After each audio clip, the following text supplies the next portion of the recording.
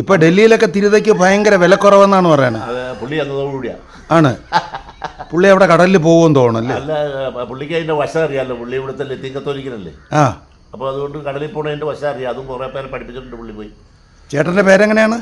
എൻ്റെ പേരൊന്നും വെക്കണ്ട, ഇതിപ്പോ എങ്ങനെയൊക്കെ പൊക്കോട്ടെ. ഈ നമ്മുടെ സന്ദീപ് വാര്യർ ഇപ്പം ഇങ്ങോട്ട് വന്നതിനെ കുറിച്ച് എന്ത് പറയണു?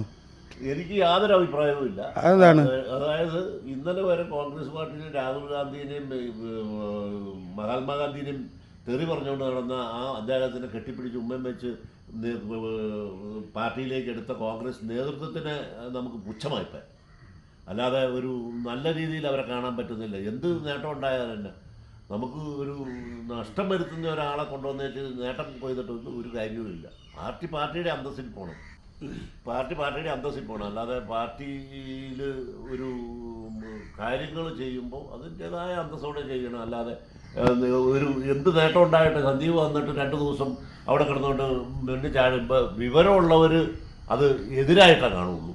അല്ലാതെ അതിനൊരു ന്യായമായിട്ട് കാണില്ല. CPM ഇദ്ദേഹം വന്നു കഴിഞ്ഞാൽ പിന്നെ എടുക്കാൻ വേണ്ടി തയ്യാറായി നിന്നല്ലേ? ഞാൻ പറഞ്ഞില്ലേ, ഒരു ആള് സ്വല്പം വാചാരതയുണ്ടെന്നും വെച്ചോണ്ട് CPMകാർ കിട്ടാതെ വന്നു കഴിഞ്ഞപ്പോൾ കിട്ടാത്ത മുന്തിരി കുളിക്കുമെന്ന് പറഞ്ഞുകൊണ്ട് അവരിപ്പോൾ നടക്കുക. അതുകൊണ്ട് തന്നെ പ്രയോജനം. അവർക്ക് കിട്ടിയിരുന്നെങ്കിൽ അവർ കെട്ടിപ്പിടിച്ച് അവരെടുത്തേനെ. അവർക്ക് കിട്ടാതെ വന്നപ്പം ഞാൻ പറഞ്ഞ 2 കൂട്ടരും തഴയണമായിരുന്നു. എന്തേ ഇലക്ഷൻ കഴിയുന്നവരെ സന്ദീപ് നിൽക്കാതിരുന്നത്? ഇലക്ഷൻ കഴിഞ്ഞ് കഴിഞ്ഞാൽ സന്ദീപ് ഒരു പാർട്ടിയിലും കാണില്ല.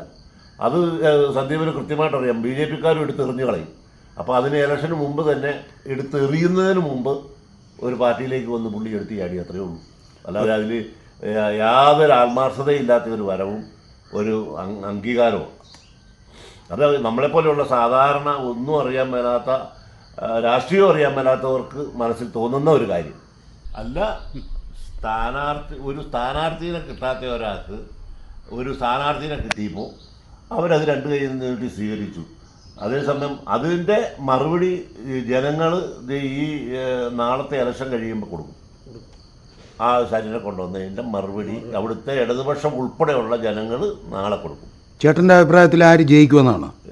എൻ്റെ അഭിപ്രായത്തിൽ ഞാനൊരു കോൺഗ്രസ് പ്രവർത്തകനായതുകൊണ്ടല്ല, നല്ല ഏത് കാര്യത്തിനും മുന്നിട്ടിറങ്ങുന്ന രാഹുൽ ജയിക്കുമെന്നാണ് എൻ്റെ അഭിപ്രായം. അപ്പോൾ ഈ കോൺഗ്രസിലോട്ട് സന്ദീപ് വാര്യർ വന്നതിൽ ചേട്ടന് വലിയ താല്പര്യമില്ല? എനിക്കൊരു താല്പര്യവുമില്ല.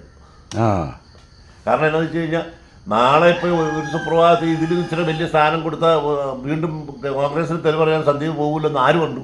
ഈ പുള്ളി ഇത്രയും നാളും ഞെക്കിപ്പിടിച്ചുകൊണ്ട് ഇന്നലെ വരെ കോൺഗ്രസിനും തെറി പറഞ്ഞുകൊണ്ട് നടന്നേ.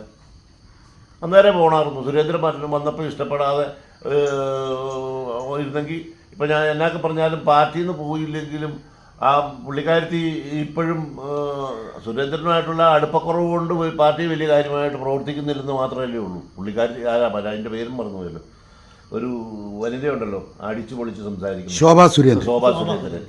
അവർക്ക് സുരേന്ദ്രൻ്റെ വരവിനോട് എതിർപ്പുണ്ട്.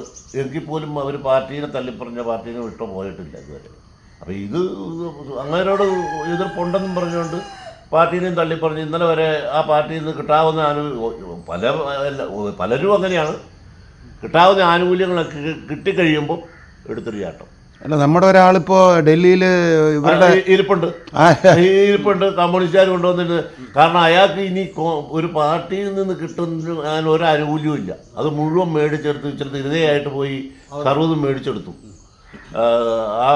അതുകൊണ്ടാണല്ലോ പുള്ളിക്ക് ആ പേരോടെ കിട്ടിയേക്കണേ, തിരുത. പുള്ളിയുടെ പേര് തിരുത തോമ. ഇപ്പൊ ഡൽഹിയിലൊക്കെ തിരുതയ്ക്ക് ഭയങ്കര വിലക്കുറവെന്നാണ് പറയുന്നത്. പുള്ളി എന്നതോടുകൂടിയാ. ആണ്. പുള്ളി അവിടെ കടലിൽ പോകുമെന്ന് തോന്നുന്നല്ലേ? അല്ല, പുള്ളിക്ക് അതിന്റെ വശം അറിയാമല്ലോ. പുള്ളി ഇവിടുത്തെ ലത്തീൻ കത്തോലിക്കനല്ലേ. അപ്പോൾ അതുകൊണ്ട് കടലിൽ പോണതിന്റെ വശം അറിയാം. അതും കുറേ പേരെ പഠിപ്പിച്ചിട്ടുണ്ട് പുള്ളി പോയി. ചേട്ടന്റെ പേരെങ്ങനെയാണ്? എൻ്റെ പേരൊന്നും വെക്കണ്ട, ഇതിപ്പോ എങ്ങനെയൊക്കെ പൊക്കോട്ടെ. പേര് വെച്ചുള്ള കളി വേണ്ട. ശരിയെന്നാ, ആയിക്കോട്ടെ.